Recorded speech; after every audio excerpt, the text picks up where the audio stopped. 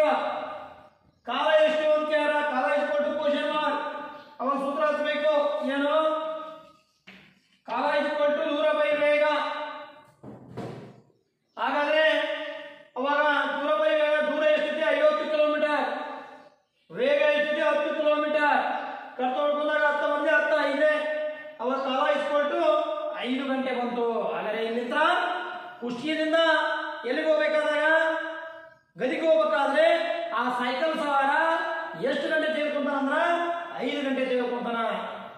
Next ಮತ್ತೊಂದು question ಇದೆ ನೋಡ್ರಿ. ಟ್ರೈನು 75 ಕಿಲೋಮೀಟರ್ ಪರ್ ಗಂಟೆ ವೇಗದಲ್ಲಿ 225 ಕಿಲೋಮೀಟರ್ ದೂರ ಕ್ರಮಿಸಲು ತೆಗೆದುಕೊಳ್ಳುವ ಸಮಯವೆಷ್ಟು?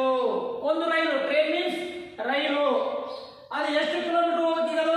225 ಕಿಲೋಮೀಟರ್ ಮುಟ್ಟಬೇಕಾಗಿದೆ. ಉದಾಹರಣೆಗೆ ಎಲ್ಲಿಂದಪ್ಪ ಕೊಪ್ಪಳ ಟು ಗುಲ್ಬರ್ಗ ಹೋಗಬೇಕಾಗಿದೆ. ಆಗ ರೈಲಿನ ವೇಗ ಎಷ್ಟಿದೆ ಮಕ್ಕಳೇ?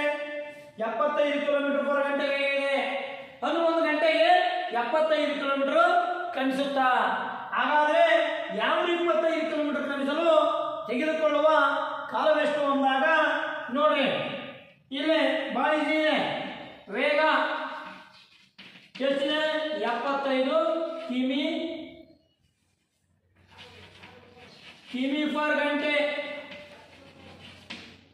ಹೌದಾ? ಇಲ್ಲಿ ದೂರ ಎಷ್ಟಿದೆ? ದೂರ ಇಸ್ಕೊಳ್ಟು 225 ಕಿಲೋಮೀಟರ್. ಹಾಗಾದ್ರೆ ಅವ್ರು ಏನ್ ಕೇಳ? ಕಾಲ ಕೇಳ. ಕಾಲ ಇಸ್ಕೊಳ್ಟು ಕ್ವಶನ್ ಮಾರ್ಕ್. ಸೂತ್ರ ಪ್ರಕಾರ ಕಾಲ ಇಸ್ಕೊಳ್ಟು ದೂರ ಬೈ ವೇಗ.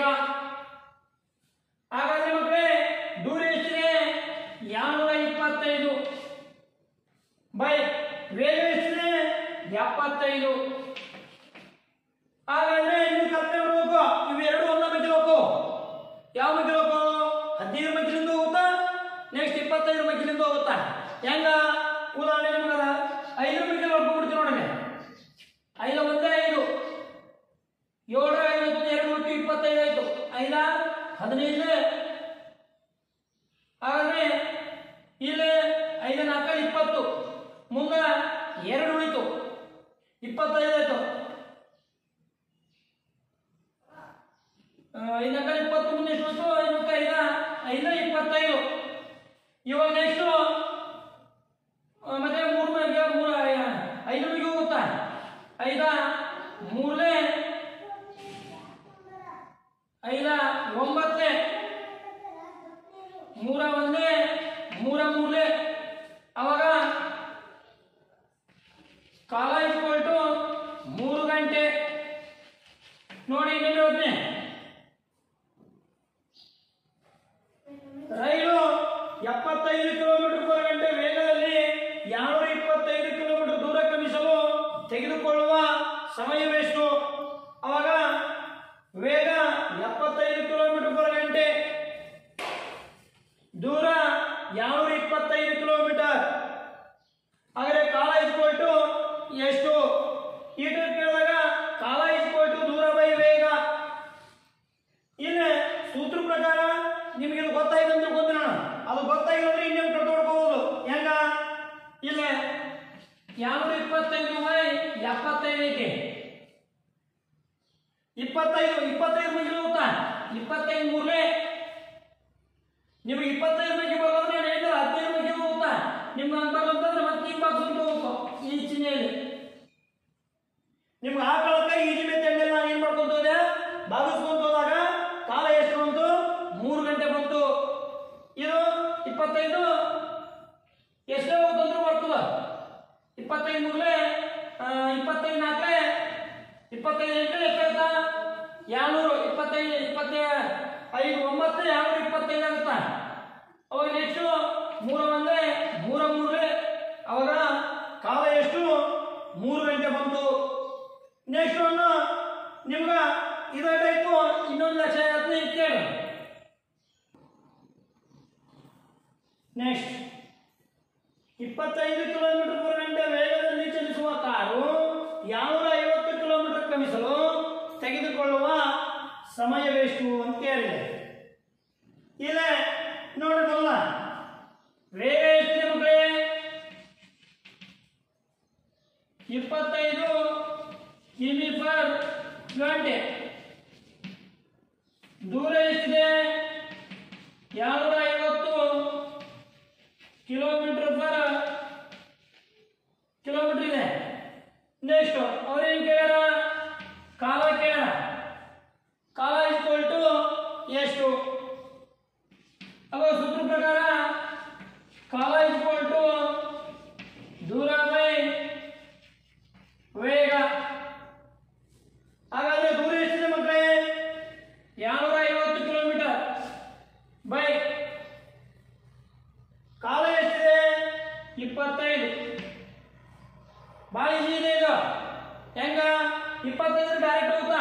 25 ಒಂದೇ 25 ಹತ್ತನೇ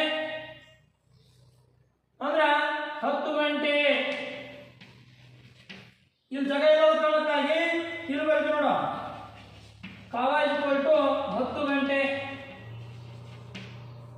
ನೋಡ್ರಿ 25 ಕಿಲೋಮೀಟರ್ ಪರ್ ಗಂಟೆ ವೇಗದಲ್ಲಿ ಚಲಿಸುವ ಕಾರು 250 ಕಿಲೋಮೀಟರ್ ಕ್ರಮಿಸಲು ತೆಗೆದುಕೊಳ್ಳುವ ಸಮಯವೆಷ್ಟು ಅಂದಾಗ ವೇಗ 25 ಕಿಲೋಮೀಟರ್ ಪರ್ ಗಂಟೆ ಇದೆ, ದೂರ 250 ಕಿಲೋಮೀಟರ್ ಇದೆ.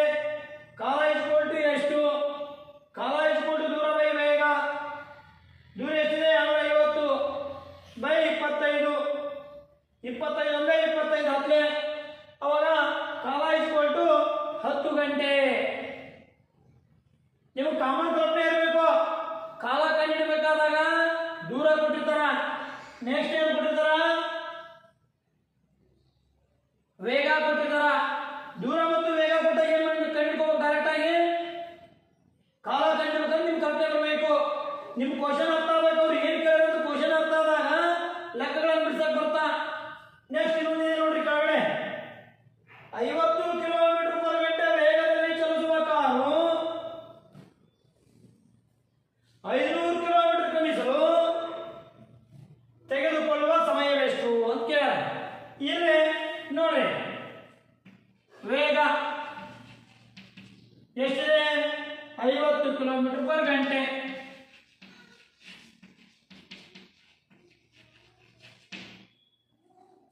ಹೌದಾ? ಇಲ್ಲಿ ದೂರ ಎಷ್ಟಿದೆ? 500 ಕಿಲೋಮೀಟರ್. ಹಾಗಾದ್ರೆ ವೇಗ ಕಾಲ ಈಕ್ವಲ್ ಟು ಎಷ್ಟು? ಇವಾಗ ಕಾಲ ಈಕ್ವಲ್ ಟು ದೂರ ಬೈ ವೇಗ. ದೂರ ಎಷ್ಟಿದೆ? 500 ಬೈ ವೇಗ ಎಷ್ಟಿದೆ? 50.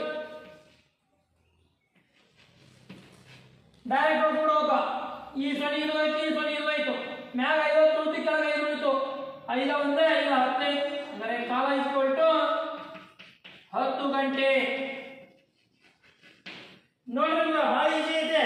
ನೇಮ್ ಪ್ರಕಾರ 1 ಬೈ 1 ಬೈ 1 ಬೈ ಹಚ್ಕೊಂತ ಹೋಗ್ಬೇಕು. ಇಲ್ಲಿ ಜಾಗ ಇರೋದ ಕಾರಣಕ್ಕಾಗಿ ನಾ ಸೈನ್ ಮಾಡ್ಕೊಂಡಿನಿ.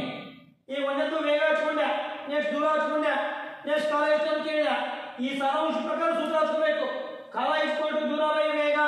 ಅವಾಗ ಕಾಲ ಈಕ್ವಲ್ ಟು 550 ಬೈ 50. ಅವಾಗ ಕಟ್ ಹೊಡ್ಕೊಂಡು ಎಷ್ಟು ಮತ್ತೆ 10 ಗಂಟೆ. ಅವಾಗ ಆದ್ರೆ ನಿಮ್ಗ ಕಾಲ ಕಂಡುಹಿಡಿಯೋದು ಹೇಗೆ ಅಂತೇಳಿ ಗೊತ್ತಾಯ್ತು. ಇನ್ನು ಉದಾಹರಣೆ ಹೇಳ್ತೀನಿ, ಸರಿಯಾಗಿ ತಿಳ್ಕೊಳ್ಳಿ. ನೆಕ್ಸ್ಟ್ 80 ಕಿಲೋಮೀಟರ್ ಪರ್ ಗಂಟೆ ವೇಗದಲ್ಲಿ ಬರುತ್ತ ಉಗಿಬಂಡಿ. ಉಗಿಬಂಡಿ ಅಂದ್ರೆ ರೈಲು. 1000 ಕಿಲೋಮೀಟರ್ ಅಂತರವನ್ನು ಕ್ರಮಿಸಲು ತೆಗೆದುಕೊಳ್ಳುವ ಸಮಯವೆಷ್ಟು ಅಂತ ಕೇಳ.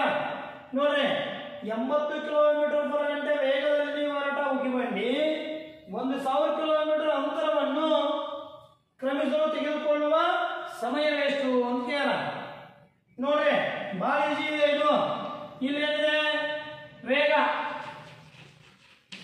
ವೇಗ ಇಟ್ಕೊಟ್ಟು 80 ಕಿಮಿ ಪರ್ ಗಂಟೆ.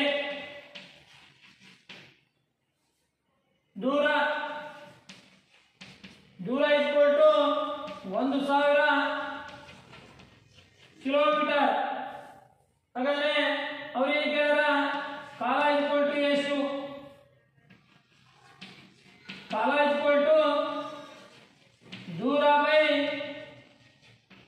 ವೇಗ. ನೋಡ್ರಿ ದೂರ ಎಷ್ಟಿದೆ? 1000 ಬೈ ವೇಗ ಎಷ್ಟಿದೆ? 80. ಬಹಳ ಈಸಿ ಇದೆ. ಇಲ್ಲೇ ಈ ಸೊನ್ನೆಗಿದು ಹೋಯ್ತು, ಈ ಸೊನ್ನೆಗಿದು ಹೋಯ್ತು. ನಿಮಗೆ ಗೊತ್ತಾಗಲ್ಲಪ್ಪ ಅಂದ್ರೆ ಇಟ್ಟು ಹಚ್ಕೊಂಡು ಪಡ್ತಾ ಹೊಡಿತೀವಿ ನಾನು. 1000 ಬೈ 80. ಇದಕ್ಕಿದು ಹೋಯ್ತು, ಇದಕ್ಕಿದು ಹೋಯ್ತು. ಮ್ಯಾಲ 100 ಉಳಿತು, ಕೆಳಗಡೆ ಎಷ್ಟು ಉಳಿತು? 8 ಉಳಿತು. 2 ಮನೆಗೆ ಹೋಗುತ್ತಾ? 2 4 8 2 50 100. ನೆಕ್ಸ್ಟ್ ಮತ್ತಿಲ್ಲಿ 50/4 ಹೋಯ್ತು. 2 25. 25/2 ಹೋಯ್ತು. ಅದನ್ನ ಯಾರು ಹೇಳ್ಬೇಕು ನಾವು?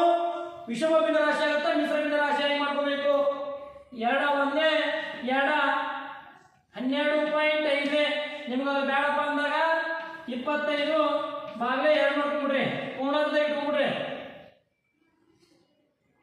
2 1 2 2 ಕಡೆ 0 5 ಕೇಳಿಸ್ಕೊಂಡ್ವಿ. 2 2 4 5ರಾಗ 4 ಆಯ್ತು, 1 ಉಳಿತು, ಪಾಯಿಂಟ್ ಕೊಟ್ವಿ ಅಥವಾ 1 ಉಳಿತಿರಲಿಲ್ಲ. ಇದನ್ನ ಬಿಡಬೇಕು, ಅಂಶಕ್ಕೆ ಹಚ್ಬೇಕು, 2 ಹೋಗಿ ಛೇದಕ್ಕೆ ಹಚ್ಬೇಕು. ಉತ್ತರ ಏನು ಬಂತು? 12 ಪೂರ್ಣ 1/2. ಏನಿದು ಕಾಲ ಬಂತು. ಅದು ಗೊತ್ತಾಗಲ್ಲಪ್ಪ ಅಂದಾಗ ಏನ್ ಮಾಡ್ಕೊಂಡ್ರಿ ನೀವು? ಪಾಯಿಂಟ್ ಇಟ್ಕೊಡ್ರಿ. 12 ಗಂಟೆ 30 ನಿಮಿಷ ಅಂತ ಆಗತ್ತಲ್ಲ. ನೀವು ಇದ್ರಾಗ ಇಟ್ಕೊಂಡ್ರ ಇದ್ರಾಗ ನಮ್ಮ ಟೈಮಿಂಗ್ ಮಾಡ್ಕೊಂಡಾಗ 12 ಗಂಟೆ 30 ನಿಮಿಷ ಆಗುತ್ತಾ? ಅಂದ್ರೆ 12 ಪೂರ್ಣ 1/2 ಅಂದ್ರ ಅರ್ಧ ಅಂತ ಅರ್ಥ. 1 ಗಂಟೆಗೆ ಅರ್ಧ 1/2 ಅಂದಾಗ 12 ಪೂರ್ಣ 1/2 ಗಂಟೆ. ಅರ್ಧ ಜನ ಹೇಳಾದಿದ್ದು ಈಗ 25/2 ಬಂದಿತ್ತಿಲ್ಲ. 25/2 ಆದಾಗ ಇದ್ರ ಅರ್ಧ 12. 25 12 ಅಲ್ಲ, 25 ಅರ್ಧ 2 1 2 12.5 ಬರುತ್ತಾ? 12.5 ಅಂದಾಗ ನೀವು 12 ಗಂಟೆ 30 ನಿಮಿಷ ಅಂತ ಅರ್ಥ. ಏನು 12 ಗಂಟೆ 30 ನಿಮಿಷ? 80 km/h ವೇಗದಲ್ಲಿ ಬರ್ತಾ ಹೋಗಿ ಬಂಡಿ 1000 km ಅಂತರವನ್ನು ಕ್ರಮಿಸಲು ತೆಗೆದುಕೊಳ್ಳುವ ಸಮಯ ಅಂದಾಗ ವೇಗ 80 km, ದೂರ 1000 km ಇದೆ. ಅಂದ್ರ 80 km ವೇಗದಲ್ಲಿ ಹೊರಟವ 1000 km ಕ್ರಮಿಸಲು 12 ಗಂಟೆ 30 ನಿಮಿಷ ಬೇಕು ಅಂತ ಅರ್ಥ. ಆಗ ನಾನು ಪೂರ್ಣಾಂಕದ ಇಟ್ಟ 12 ಪೂರ್ಣ 1/2. ನೀವು ಬ್ಯಾಡ ಸರ್ ನಮಗೆ ಪೂರ್ಣಾಂಕದ ಬೇಡ ಅಂದಾಗ ಇನ್ನೊಂದು ಟೈಪ್ ಮಾಡ್ಕೋಬಹುದು. 12 ಅಥವಾ 1/2 × 60. 60 ತಗೊಂಡು ಹೇಳಿದ್ರ 1 ಗಂಟೆ 60 ನಿಮಿಷ. ಆ ಕಾಲಕ್ಕಾಗಿ 1/2 ಎಷ್ಟಾಗುತ್ತೆ ಅಂದಾಗ 2 1 2 30 ಅಂದ್ರ 12 ಗಂಟೆ 30 ನಿಮಿಷ ಅಂತ ಅರ್ಥ. ಅದರ ಅರ್ಥ ನೀವೇನ್ ಮಾಡಬೇಕು? ಮಿಶ್ರ ಭಿನ್ನ ರಾಶಿಗಳು ಇಡಬೇಕು. ಈ ಟೈಪ್ ಕೇಳಿದ್ರೆ ಇದ್ರಾಗ ಇಡಬೇಕು, ಇಲ್ಲ ಪಾಯಿಂಟ್ ಕೇಳಿದ್ರೆ ಪಾಯಿಂಟ್ ಇಡಬೇಕು. ನಿಮ್ಗೆ ಯಾವ ಮೆಥಡ್? ಉತ್ತರ ಒಮ್ಮೆ 12.5 ಅಂತ ಕೇಳಿರ್ಬೋದು, ಅಲ್ಲಿ ಉತ್ತರ ಕೆಳಗೆ ಆಪ್ಷನ್ ಕೊಟ್ಟಿರ್ತಾರ. ಅಥವಾ 12 ಗಂಟೆ 30 ನಿಮಿಷ ಕೊಟ್ಟಿರ್ಬೋದು, ಈ ಟೈಪ್ ಕೇಳಿರ್ತಾರ.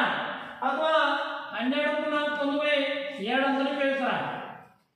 ಅಲ್ಲಿ ಕ್ವಶನ್ ಅಲ್ಲಿ ಆಪ್ಷನ್ ಅಲ್ಲಿ ಯಾವ ಉತ್ತರ ಇರ್ತಾ ಅದನ್ನ ಯಾವ್ದಾದ್ರು ಒಂದು ನಿರ್ಧಾರ ಕೊಟ್ಟಿರ್ತಾರ, ಒಂದು ನಿರ್ಧಾರ ಕೊಟ್ಟಿರ್ತಾರ, ಒಂದು ಪಾಯಿಂಟ್ ಏನಾರು ಕೊಟ್ಟಿರ್ತಾರ. ಒಂದು ಯಾವಾಗ ಈ ಟೈಪ್ ಪಾಯಿಂಟ್ ನಲ್ಲಿ ಬಂದಂತ ಉತ್ತರಗಳನ್ನ ಆಲ್ಮೋಸ್ಟ್ ಆಲ್ ಮಿಶ್ರ ಭಿನ್ನ ರಾಶಿಯಲ್ಲಿ ಇಟ್ಟಿರ್ತಾರ. ಅಂದ್ರೆ ಭಿನ್ನ ರಾಶಿ ರೂಪದಲ್ಲಿ ಉತ್ತರವನ್ನು ಇಟ್ಟಿರ್ತಾರೆ.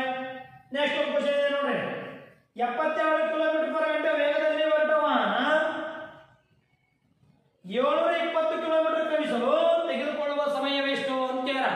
ಇದು ಸೇಮ್ ಆಗ ವೇಗ = 72 km/h. ನೆಕ್ಸ್ಟ್ ದೂರ 720 km. ಅವ್ರೇನ್ ಕೇಳ? ಕಾಲ ಕೇಳ. ಕಾಲ = ಕ್ವಶನ್ ಮಾರ್ಕ್. ಕಾಲ = ದೂರ ಬೈ ವೇಗ. ದೂರ ಎಷ್ಟಿದೆ? 720. ಕಾಲ ಎಷ್ಟಿದೆ? 72. ಡೈರೆಕ್ಟ್ ಆಗಿ ಹುಡ್ಕೊಂಡ್ಬಿಡ್ಬೋದು ಇದನ್ನ. ಏನ್ ಡೈರೆಕ್ಟ್ ಆಗಿ 72 ಒಂದೇ 72 ಒಂದೇ ಅಂದ್ರೆ 72 10. ಹಾಗಾದ್ರೆ ಕಾಲ = 10 ಗಂಟೆ. ನೋಡಿ ಮಕ್ಕಳೇ, ಬಹಳ ಈಜಿ ಇದೆ. 72 km/h ವೇಗದಲ್ಲಿ ಹೊರಟವ 720 km ಕ್ರಮಿಸಲು ತೆಗೆದುಕೊಳ್ಳುವ ಸಮಯವೆಷ್ಟು ಅಂದಾಗ ವೇಗ 72 km/h, ದೂರ 720 ನಿಮಿಷ. ಕಾಲ = ಎಷ್ಟು? ಕಾಲ = ದೂರ ಬೈ ವೇಗ. ಅವಾಗ ಸೂತ್ರ ಪ್ರಕಾರ ದೂರ ಎಷ್ಟಿದೆ? 720 ನಿಮಿಷ. ಕಾಲ ಎಷ್ಟಿದೆ? ದೂರ